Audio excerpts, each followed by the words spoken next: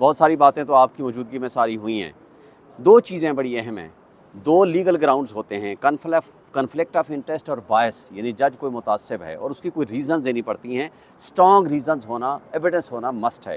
इन लोगों ने जिस तरीके से वेग किस्म की बदनीयती पे मबनी वो ट्रांसफ़र एप्लीकेशंस फ़ाइल की है, आज उसका कट्टा चट्टा खुल गया है। और जो इलेक्शन कमीशन ने जिस बुनियाद पर ये ट्रांसफ़र की हैं वो on the face of it illegal, unlawful and unconstitutional है।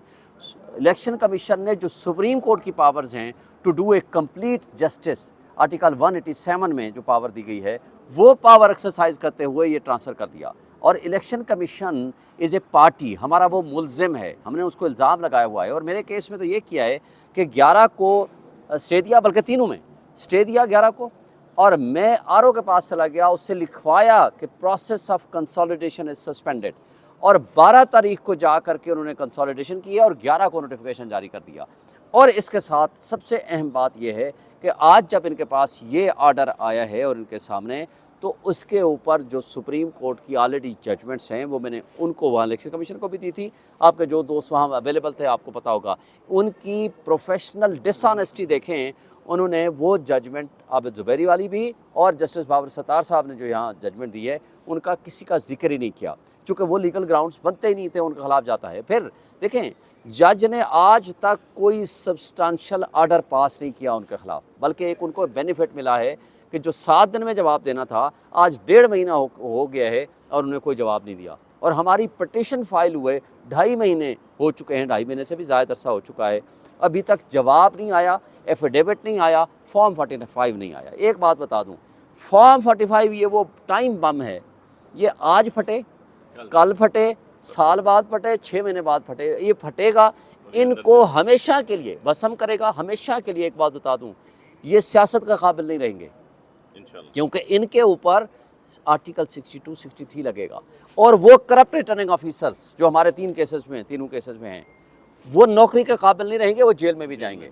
जो उन्होंने बदनीयती से टेम्परिंग की है रिकॉर्ड में, वो एविडेंट है, वो हमारे पास भी एविडेंस है, वो मुस्तफ़ा खोखर के पास भी है, वो जमात इस्लामी के पास भी है, वो टीएलपी के पास भी है, और वो मैक्सिमम हमने यहाँ जमा भी करा दी है। अब देखते ये हैं कि कब तक ये भागते हैं। देखें, चोर जब भागता है ना, या जब चोर चोरी करता है, कोई ना कोई वो अपना गलती या अपना कोई ना कोई वो निशान ज़रूर छोड़ के जाता है। इस वक्त जो इन्होंने चोरी की है या डाकाजनी की है, वो जितना भाग सकते हैं उनको को भाग जाओ, लेकिन बिल आखिर इंसाफ इनको गर्दन से पकड़ेगा और इनको वो दबोचेगा जो इनको सारी ज़िंदगी, सिर्फ ये नहीं सियासत नहीं कर पाएंगे, जेल में भी जाएंगे, इनको पूरा ख़ानदान की नज़रों में ये गिर जाएंगे। आज भी वक्त है, आज भी वक्त है, रिकन्सीडर करो। अल्लाह के नाम के नीचे खड़े होके तुमने जो गलत एफिडेविट दिया है और ओथ लिया है तुमने वहाँ, और आज जो तुम तनख्वाहें ले रहे हो, आज जिस तरह बारात लेके वहाँ बतौर अपने आप को कठपुतली और नाजायज़ मरने के तौर पर बैठते हो, ये तुम्हें शर्म आनी चाहिए। और इस एरिया के ये तीनों बदकिस्मती से तीनों यहाँ के ये लोकल हैं, और जो तुम्हें अपना ख़ानदान, अपनी फैमिली, अपना बेटा, अपनी बेटी, अपनी बीवी तुम्हें मेंबर नहीं मानती, तुम किस मुंह से अपने आप को एमएनए मानते हो? बता दें, मैं कहता हूँ आप सारे, आप साफ़ी माशाल्लाह, आपका नब्ज़ पे हाथ होता है।